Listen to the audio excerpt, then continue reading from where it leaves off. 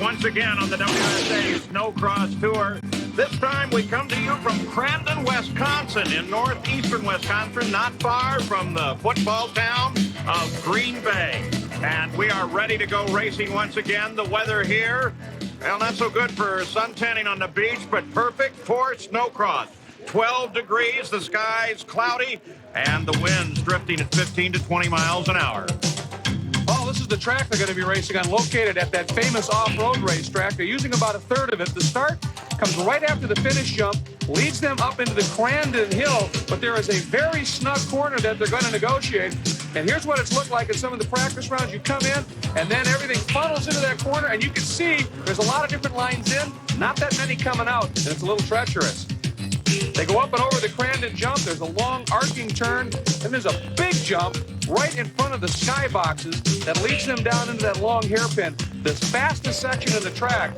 They're negotiating that right now, and again, you can see it's fairly wide, lots of different lines, but the track right there as they go down over that skybox jump, changing with almost every lap.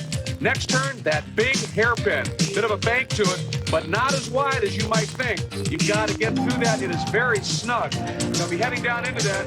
Here's a good look. As they come in, everything looks fine. You get on the brakes hard, and right here, it goes to almost one lane as they work through that corner. Very treacherous there. Then they head up toward the Rancho suspension jump. That is a brutally high speed and very fast jump. Leads them right into a tight right-hand corner and up toward the start-finish line. They just come over that Rancho jump into this section, hard on the brakes here. A couple of different lines, way out wide, or you can try and tiptoe around the inside. And right there is start-finish. And that's a lap of this very quick track. Well, we're ready for the Pro 600 final as we take a look at the lineup. That spectator barn, that's where you tend to find Mimos with hot chocolate and other libations. So Pro 600 on the line and ready. And again, the focus coming into this event continues to be Blair Morgan. He has been solid in the first couple of rounds. Morgan very strong, as has Vincent. He's been very fast. And this track, Paul, far longer than the courses in the first two rounds. It's going to make it interesting. We're off. We're racing at Crandon. Into that first turn, everybody running smooth, looking good. Climbing the hill now. Look at Blair. Blair and Vincent. Vincent on the outside. Blair Morgan finally gets the nose just ahead of him. You saw Vincent's sled get all crossed up. He maybe had a shot at Blair, but it got crossed up, and he had to save it, and that allowed Morgan to nose ahead, as you said. The field still tries to figure out who's going to be third as Blair pulls into the lead. Look at that battle. Nice move there. Mackey just snuck by and took over the third spot from Kurt Crayfo. Nice move. Well, it continues to be a battle back at the back. Demonstration of different lines and a little more than a demonstration, an occasional argument. Mackey is looking very impressive. Little contact there. Crayfo went up the inside. Mackey tried to hold him off on the outside. There was that little bump. Meanwhile, Morgan drawn away a little bit.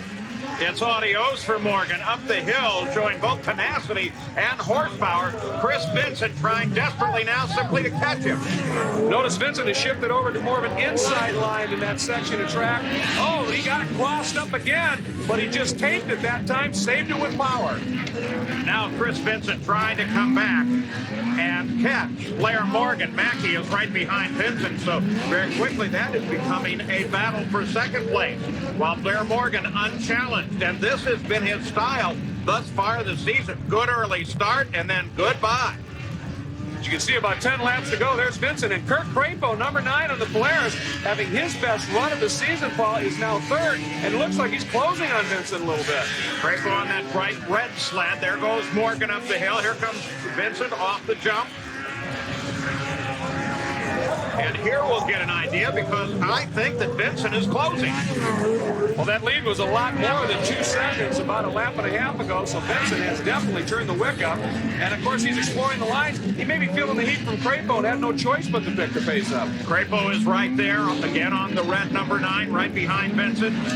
Mackey has dropped back considerably into 4th place. Good look at Morgan as he has that upright style. He gets to the corner, has to move the weight off the sled, sits down, leans out, goes for the gas, in control. But Vincent looks to be quicker. There's no question, Paul.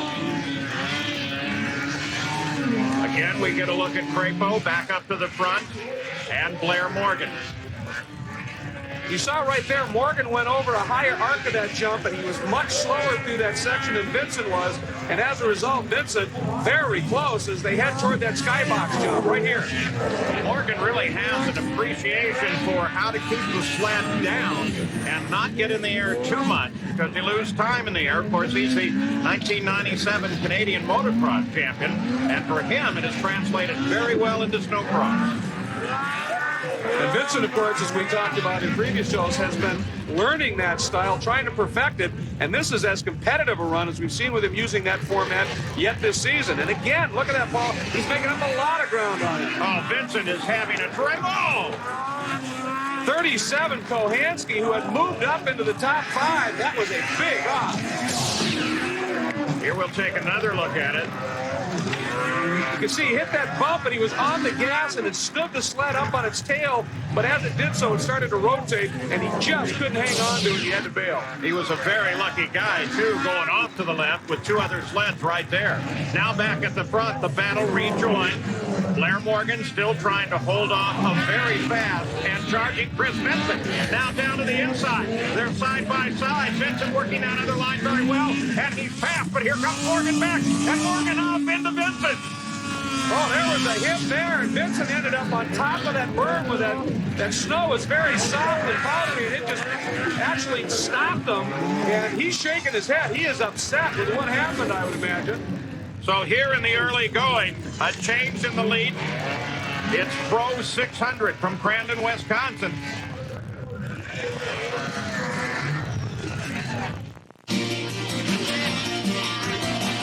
ESPN Speed World coverage of WSA Snowcross is being brought to you by Coors Light, the Silver Bullet.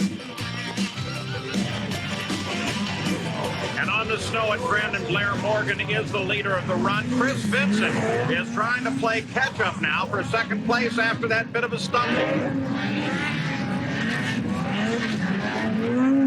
Here's Vincent, runs second. Morgan unchallenged, 2.9 seconds. But already Vincent is beginning to close down on that. Here's what happened in Pro 600. Well, heading into that hairpin, Paul, you can see Chris is on that tighter, slightly quicker inside line. And right here as we freeze it, Vincent on that tight line, but Morgan's problem is he's up on top of some of that soft snowpack, and that's going to slow him down. Now, as we head into the turn, Morgan catches some big air, realizes Chris is going by, but is running a little wide. Morgan cuts underneath, but Chris is already turning in. It's his track. Morgan clips him hard enough to get Chris toppled sideways and parked on top of that snow pile. He did well to recover before Crapo got by him. And the final laps of the run now, you know, there's going to be a lot of conversation about that one. As you said, being the leader of the race course belongs to Vincent. Blair Morgan's down below, but just a bit back, but still he's holding his line. But I'm sure that's not going to keep anybody from commenting on that situation. Well, I think Morgan thought he could maybe catch a repass as Chris was going wide, and I'm not sure he expected Chris to be able to stop and cut back in that fast. It certainly wasn't intentional, but nonetheless, it affected the outcome of the race. Yeah, no, nothing there looked to have any malice involved in it, but Chris Vincent, of course, is not going to be very satisfied with a second place. An aggressive racer. He wants to get up at the front of the field and try and catch Morgan before time runs out, but time is, in fact, going by very quickly. Morgan looking very smooth once he got in front. Of course, that's going to help with visibility, except when he catches some of this lap traffic. And Vincent, no doubt, riding with a little bit of that red mist right now. Sometimes that can help you. Other times it can slow you down. You ride a little over your head. And it looks like Morgan is just in control at this stage. Kurt Crapo rides in third right now. Mackey is fourth.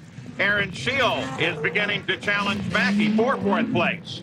Back at the front, Blair Morgan, 7C, he is the leader. Look at Vincent. Boy, he's given it everything he has. And for that matter, Crapo is not that far behind Vincent. That's a slower rider on the yellow sled to the outside. Crapo's staying with him, but it looked like Vincent, it took him a lap or two to sort of gather his thoughts again, but he is starting to really close up and apply some pressure to Morgan. Morgan's fortunate right there, got some lap traffic, and now Chris is going to catch that traffic in one of the busier sections of the track. Yeah, but Chris is one of those who will stop, think about that a little bit, maybe say, well, I don't necessarily want to get him here. I'm going to wait until I've got a position that allows me to get past him faster. But it's a very difficult decision to make. and you have to make it on the fly. And right there, Vincent, he stayed well down to the inside, and that other rider gave him a little room, and Chris was able to blow by him. But look at that now. Morgan coming up behind some of those sleds. You can see the visibility is an issue. Normally, visibility great for the leader until you catch up with the rest of the field. Here comes Vincent, still very much in this fight. Morgan over that Rancho jump into this final turn before the start-finish line. And there's the white flag, Paul, so we're into this last lap. And Vincent is quite a ways back. Yeah, but can he make it up? It depends on Blair Morgan at this point.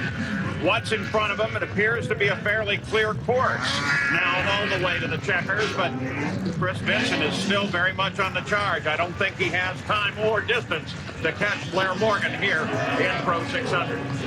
He's given it a run. He's made up some ground, though. He's closed it up a little bit, and he's put a lot of distance between himself and Crapo in third, so he doesn't have to worry about what's behind him. And he can just put his head down, and Morgan, little mistake there, and that's what Chris is going to want to see. That's the kind of thing that can just end this instantly, but not today. Blair Morgan, as he charges for the finish line, and Chris Vincent, he gives him a look back, looking for him. Vincent's not in view. And the checkers belong to Blair Morgan, followed by Vincent. Now, what about that situation that set up the end of this race? Well, here it is again. And right there, Vincent was able to turn in. And again, I don't think Morgan expected it, and he just clipped him. But it was enough to get Chris sideways, and Morgan just accelerated out very smooth. So Blair Morgan takes the win, followed by Vincent and Crapo.